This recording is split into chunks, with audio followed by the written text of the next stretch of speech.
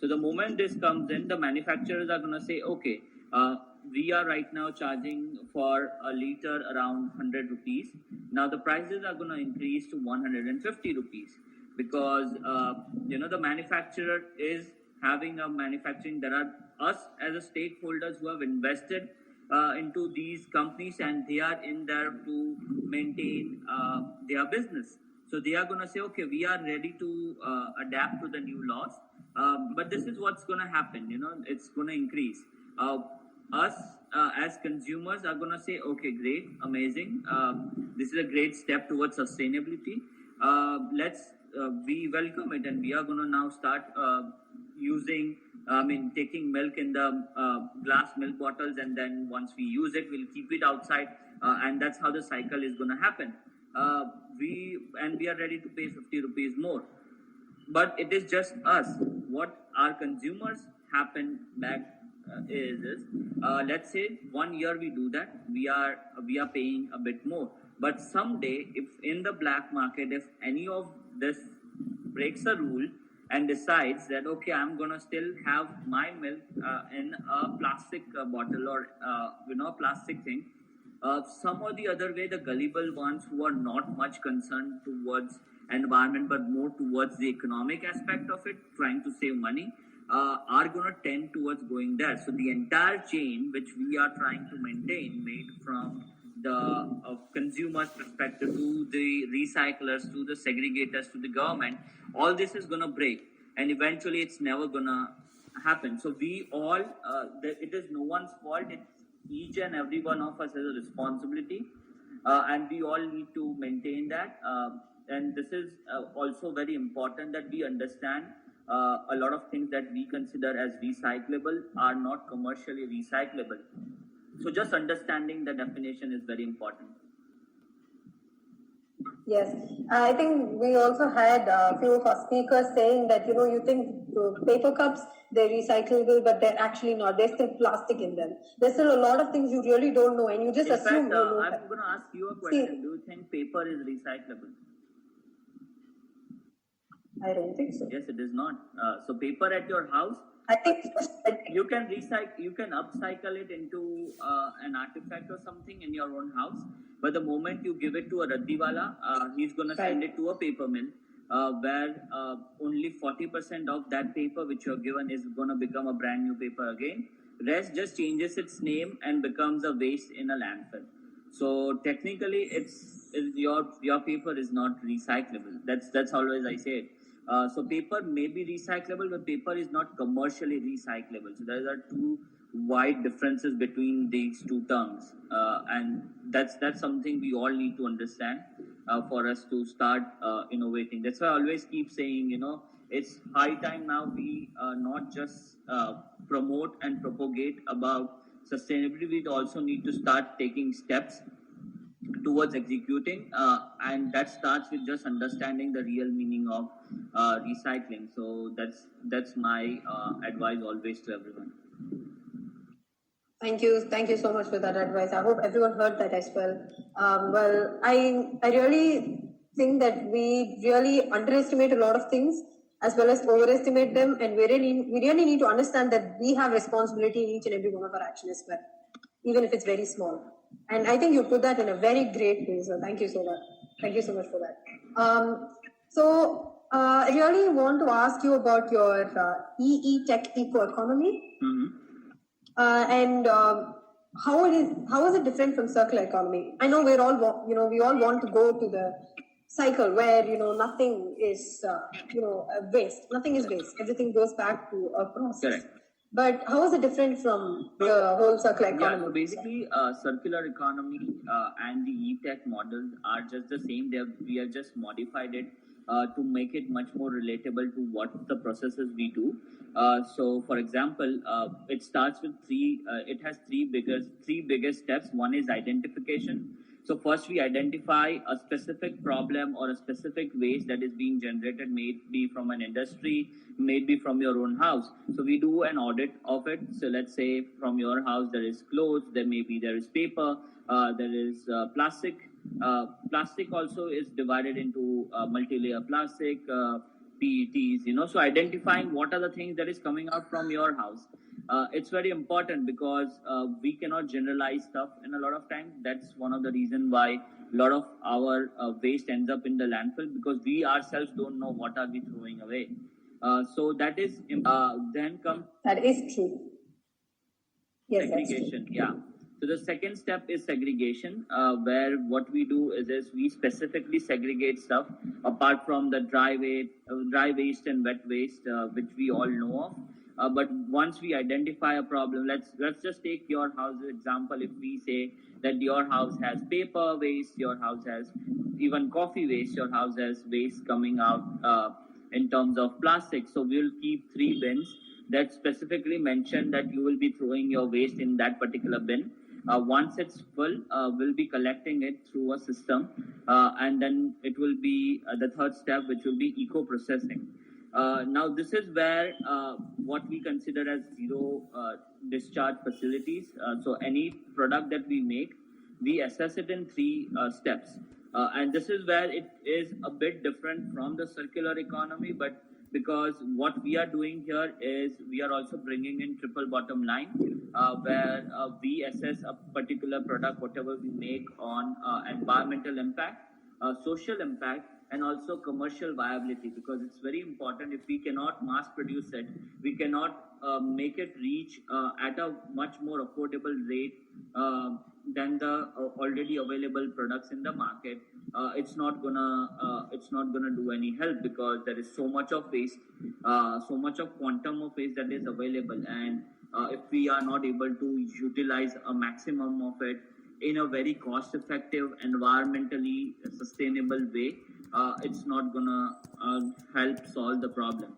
So that is something we assess as so all those 150 products that we make out of around 70 different types of waste, all of them have been assessed in these 3 things. So yeah.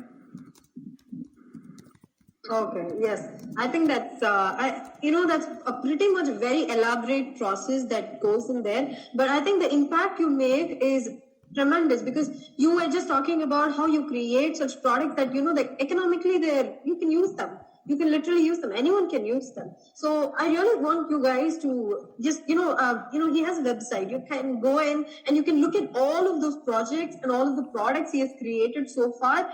And you should just realize that not every single thing is about, he started in a garage, guys. You heard it. He started in a garage. And right now he is being recognized globally. And if we don't realize that, I don't know what else we should realize.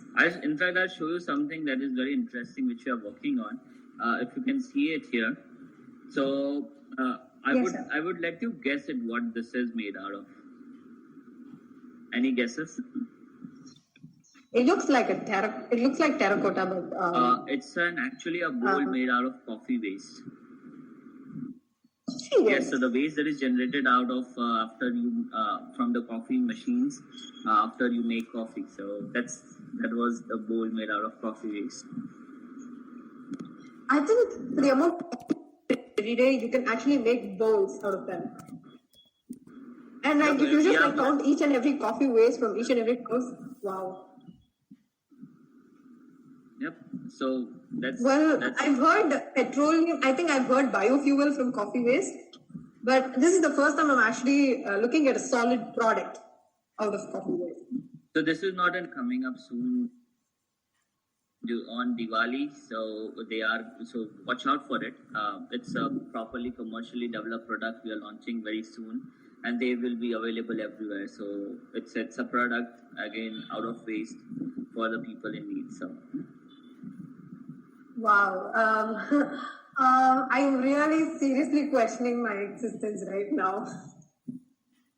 Oh my God. So, the impact and the products and everything, I couldn't be more taken aback and impressed at the same time.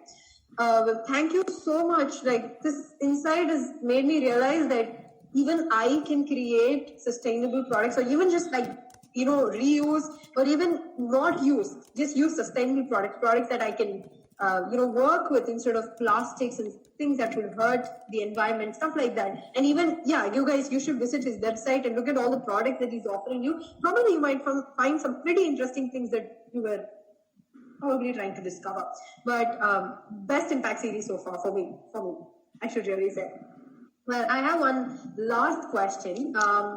As a Recycle Man of India, what is your piece of advice to all the youth out there? And can you please let us know if, how do you think these NGOs can contribute to the cause? So I think because we're all small. The best advice, we have so many NGOs. Yeah, I think absolutely. So I think the first thing I want to say is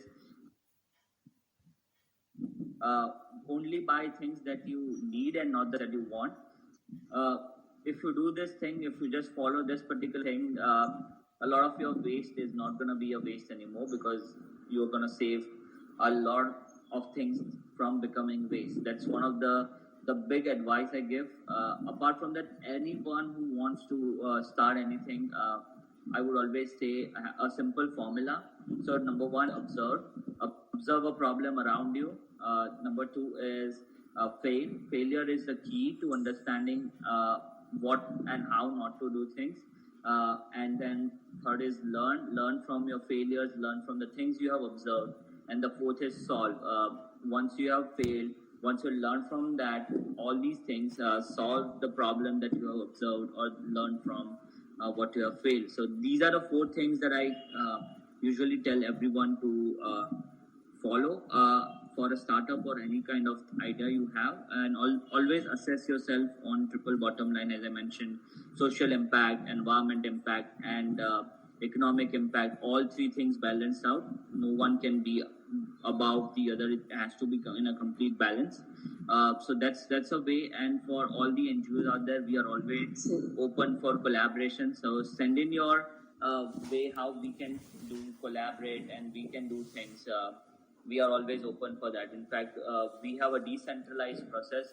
So we, instead of having one huge factory, we have multiple factories out there where we make these products out of waste. And the something that's very special right now is this. We run women empowerment centers, and our latest center is going to be from a red light zone where all the past sex workers are now going to be women entrepreneurs making our products. So, absolutely, that's Thank you. That is something really I can't wait about. So. Oh my goodness. So, you guys, I hope you can hear everything he says, and I hope you really did hear all of that. Just simply, he put it all in 4 words. And as far as for NGOs, anyone, individual products, you can just bring it up to them. And, you're just talking to the Recycle Man of India. And I'm pretty sure he'd be very, very interested to listen to you if you really want to contribute to making the earth more livable and more breathable and more happier. Yep, I think I don't have that word. DM me. So whoever has a proposal, just write it down and we'll take it forward. Sure. And I think a lot of people ask in the comments how they could read about the product, like you were talking about the lot of processes involved, how they could read up on them. So does your website hold details for that as well, along with the projects? Unfortunately, we do not put a lot of content out there on the website, but they can definitely write what is their purpose about knowing it, and probably someone from the team can get back to them with more details on the specificity of the processes. So I think that may help them.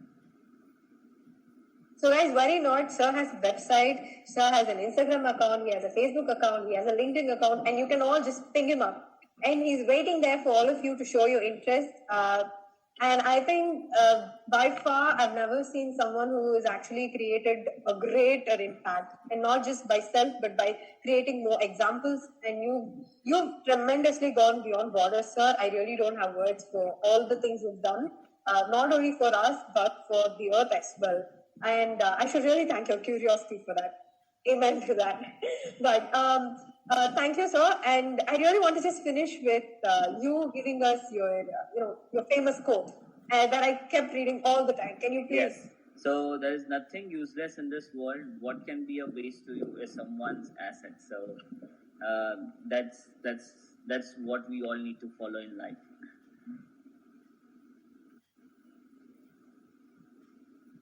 That's what